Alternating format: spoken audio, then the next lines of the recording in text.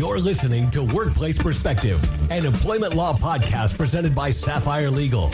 Workplace Perspective is a regular podcast series for employers and employees focusing on education, training, and the law to help organizations of all sizes develop and maintain successful workplace relationships. The opinions expressed by guests on Workplace Perspective do not necessarily reflect those of Sapphire Legal or its attorneys and should not be considered legal advice. And now, here's your host, founder and principal attorney at Sapphire Legal, Teresa McQueen. Thank you, James, and welcome everyone to Workplace Perspective, where we are striving to raise the bar at workplaces everywhere.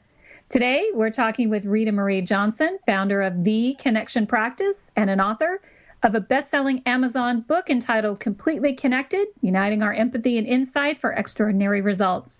Rita Marie's Connection Practice focuses on the power of empathy and insight as a means of enhancing social emotional intelligence. In a workplace context, empathy and insight, according to Rita Marie, combine to assist employers and employees by encouraging improvements in their communications and their social skills, both concepts near and dear to our hearts here at Workplace Perspective. I am really excited to talk with Rita Marie and hear her thoughts and insights on this really interesting topic. It's going to be a great show. Don't go away. We'll be right back. The opinions expressed by guests on Workplace Perspective do not necessarily reflect those of Sapphire Legal or its attorneys and should not be considered legal advice. You're listening to Workplace Perspective, an employment law podcast presented by Sapphire Legal. Welcome back to our listeners, and welcome to Workplace Perspective, Rita Marie Johnson. Hi, Teresa. Hi, welcome to the show. We're really happy to have you. Thank you so much. I'm delighted to be here. So happy to be your guest. Well, before we get started, why don't you tell our listeners a little bit about you and what you do? All right.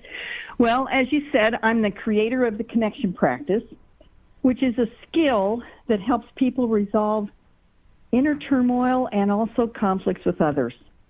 So this practice won the Ashoka Changemakers Innovation Award, chosen from 79 projects in 32 countries. And it was really because of that that I began teaching the Connection Practice at the United Nations University for Peace, which is a graduate school for international leaders. And then before long, I was teaching it to business people, educators, and counselors in the United States, Japan, Denmark, and some other countries. And now we have 150 certified Connection Practice trainers, and it's spreading around the world. I'm so grateful for that. And for example, this month I'm teaching an online course to people in South Africa. So it really is making its way around our world, even as we experience the coronavirus. Yes, it's always on our minds, isn't it? In these days. Well, those are very impressive credentials, and I am really interested in how your connection practice works to improve employer and employee relationships. And I know in preparing for the program, we talked a little bit about empathy and insight. And can you tell us a little bit more about when you talk about combining empathy and insight, how that helps to resolve conflicts in the workplace? Sure. Well, when we have a conflict, the first step of the connection practice is to name our own feelings and needs. And we understand that the language of feelings and needs moves us into empathy. And in this case, we're doing self-empathy. Then the next step is to guess the feelings and needs of the person that we're in conflict with. And this helps us shift into empathy for them. So after we're aware of the main needs of each person in the conflict, the next step is to access an insight that will help us to move forward then. To do that, we teach people something called heart-brain coherence. Now, for those who haven't heard of heart-brain coherence, it's simply when the heart and brain are in sync, when they're working together so that we're actually able to think at our very best. There's 3 simple steps for moving into coherence. You focus down into your heart, and then you breathe as if breathing through the heart, and then you generate a feeling of appreciation for something that is easy for you, something that's completely positive, something that just makes your heart sing. And we know that in doing those 3 steps, physiologically, you're shifting into heart-brain coherence. It's measurable. We have biofeedback software that measures it. So after you move into that state, then you just quietly to yourself ask, what do I need to know about this conflict? And you quietly listen inside, and you're very likely to access an insight. So that's the essence of the practice. It's a really short course there, but that is how it works. Something you said when you start doing this, you are naming a need, and then I think you said you're guessing the needs of the other person. Is that accurate? Mm-hmm. I don't want to misquote you. Okay, so that's right. It's called respectful guessing. In other words, we're not analyzing that person. We're not telling them what they need. We're doing this just for ourselves. This is not when we're in front of the other person. This is when we're processing it so that we can go back to the other person and be able to work the conflict out from a conscious place instead of unconscious reaction. Oh, go ahead. Well, in other words, there's several different ways, or many different ways, I should say, to use the connection practice. One way is to work it out yourself so that you can then go and work it out with the person. Or you can actually do it with the person in the moment, if you're skilled at it, or if you have a mediator, someone who knows the connection practice that can help you. So it can be used, by one person at a time, by two people in a conflict, by a whole group in a conflict. So it's very flexible that way. That's interesting. I like the idea that it is this idea that it's flexible. So if you're if you're a planner, and you really have to think things through and know what you're going to say and have a plan going in to talk to someone about something that's potentially a conflict, that you can do that on your own. And then if you're someone who's very outgoing and you're much more confident in confronting this individual and working through the issues together, face to face without, kind of on the fly. That's really interesting. So give us a bit of an example, maybe about how you sort of use this technique in a business context to help resolve conflict, because I think that'll help people get their arms around what it is you're really talking about. Mm-hmm. Okay, so at one time, our business became partners with another organization that involved sharing a property. And when the other organization couldn't afford to share that property any longer, they wanted to create a new agreement. So one of their leaders met with me to work this new agreement out. And let's just call him Victor.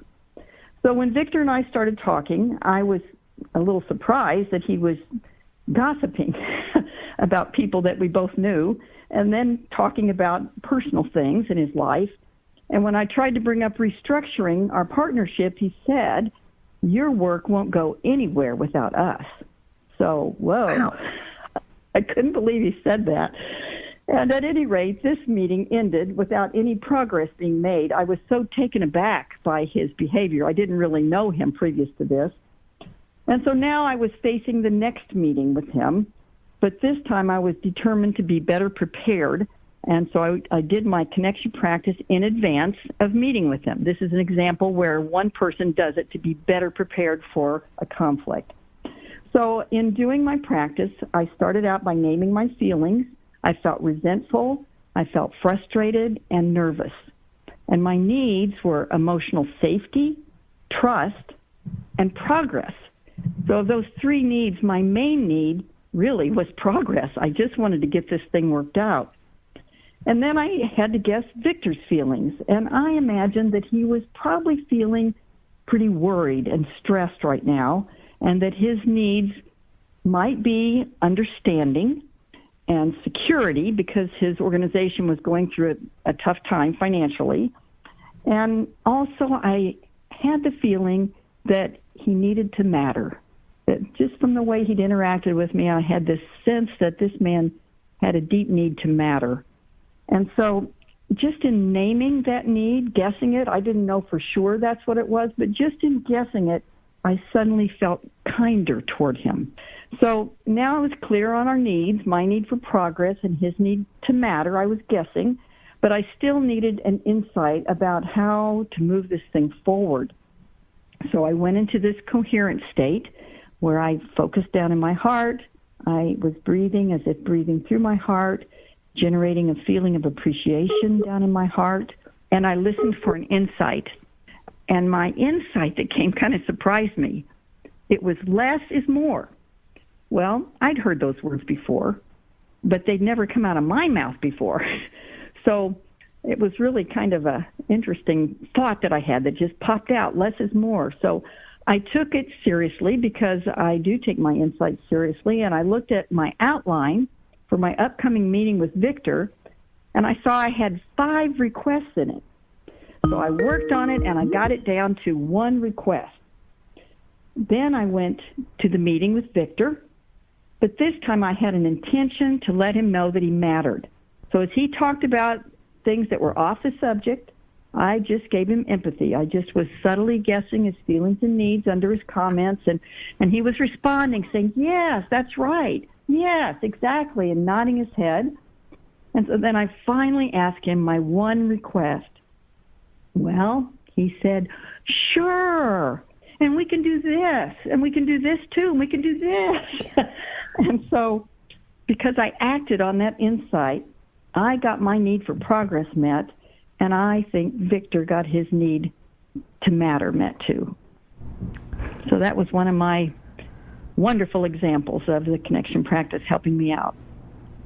Rita, that was a great example. I loved how that worked out. This is, for us, a great time to take a break. So we're going to take a quick break. And when we come back, more thoughts from Rita. COVID-19, better known as coronavirus, has spread throughout the world. There are a few ways to help lower the spread of this respiratory disease. Wash your hands. Avoid touching your face, including mouth, nose, and eyes. Cover your coughs and sneezes. Monitor your symptoms and consult with your doctor. Stay at home and away from other sick people except for medical care. Clean and disinfect high-touch surfaces. For more information, please visit cdc.gov/COVID-19. Thank you. If you enjoyed today's show, do this. Share us. Like us. Give us a review on your favorite podcast app. It sure means a lot to us, and it ensures that more people tune in and raise the bar at workplaces everywhere. And with that, let's pick it back up with Teresa and her guest. Welcome back, everyone. Rita, I've been reading a lot about sort of the emotional impacts of this shelter-in-place order and the toll that it's taking on everyone, including employers and employees. And as I think about it, there's just a common theme for me that's coming through with my clients and my colleagues. And it's this fear that employees are really expressing now about continuing to work in this COVID-19 environment, or some are being now designated as essential when they weren't before, and they're facing returning to the workplace. And I would just really love to hear your thoughts on how employers and employees might sort of work to kind of openly discuss and attempt to kind of resolve these fear issues without negatively impacting the workplace relationship. Mm-hmm. Sure. I've been thinking about that too. And, you know, the challenge is that employers and employees tend to get stuck in thinking about what the other person should do. You know, the employer should be more supportive, or the employee should be more loyal and just overcome the fear. So this kind of judgmental thinking creates disconnection, and it can be very destructive in the workplace. And then, you know, just adding the fear of the coronavirus. In other words, this is always destructive to have this kind of judgmental thinking, but when you add in the fear of the coronavirus, you can just imagine how that judgmental thinking could escalate in a conversation between an employer and employee. So to prevent that, you need a tool that keeps both parties' needs on the table very clearly in a very grounded way. And because of that, I would really recommend using connection practice magnetic boards, because these things are visual and tactile. It makes it real easy for two people to come together and put all that they're feeling and needing literally out on the table. It's like taking all of this fear and confusion that's going on inside you and putting it out on the table in a way that creates tremendous emotional safety and at the same time objectivity. One of these boards has the steps of the connection practice, and the other board has feelings and needs magnets that each individual move into place as they do this together. So we know from the neuroscience, Teresa, that when people name their feelings and needs, it releases their negative feeling. It has an impact on the amygdala of the brain and the fight and flight response. So naming the feelings and needs is going to help them release those negative feelings. Yet many people have difficulty naming their feelings and needs. So these boards make it real easy for them because all they have to do is find the words that express their feelings and needs and move them into place on the board. Then after each person has identified a main need, both people can close their eyes, move into this state of coherence that I was telling you about, and each seek an insight about the situation that they're facing together. And then once they open their eyes, they share what came to them. So it's amazing how this process will connect the two people empathically and creatively, because they're both able to access now their best thinking. They've released the negative feelings. They're accessing their best thinking. So then it's easier for them to talk about any strategies that they need to come to an agreement about that meet the needs of each person. But if they had tried to talk about the strategies without getting connected first, chances are they could have gotten into a worse conflict. So I basically would just recommend using every step of the connection practice to navigate through these fearful times. And I especially recommend doing it in a grounded way, something that creates emotional safety because each person sees that they're going to get equally heard, you could say. So that's what I wish for everybody right now, frankly, because the connection practice is helping me so much, and all my trainers, we talk frequently, and it's really helping us all get through this. What I like about that is this idea that they're both coming at it with different sets of fears. So these employees are having fears about their health, about their family's health, about their well-being. Employers are looking at it from the aspect of they're either getting pressure to get these employees back to work, and they're looking at, the business aspects of it and the pressures that they're feeling there that employees don't really understand. Exactly. And the thing is, it's really all about emotional safety. Everybody's having problems feeling safe. And so when then on top of not feeling safe, they're getting into these conflicts, they really need a tool that's going to help them to feel emotionally safe enough to work something out that's mutually agreeable. So that's why I say, in the past we used cards with feelings and needs on them that helped literally put the feelings and needs on the table. Now we use these boards. It's just quite magical, really, I have to say, Teresa, to help people who have such a hard time expressing themselves and getting down to feelings and needs at the human level where we get connected heart to heart. And when we get connected at that level, then it's okay to use our intellect to work out a strategy, to figure out what's going to be some kind of win-win here. But if we only get connected at the intellectual level, then it's likely that could fall apart tomorrow. In other words, when we come to a deep understanding, when we truly have empathy for each other, and we also engage together in coming up with creative insights about it, it's just so bonding. It brings us together instead of tearing us apart. That's some really great insight. Thank you so much, Rita Marie, for joining us today. That's our show for today. I want to thank you for joining me and for sharing your thoughts and your expertise with our listeners. If you want to learn more about Rita Marie and the Connection Practice, you can find them on the web at www.connectionpractice.org. That's CONNECTION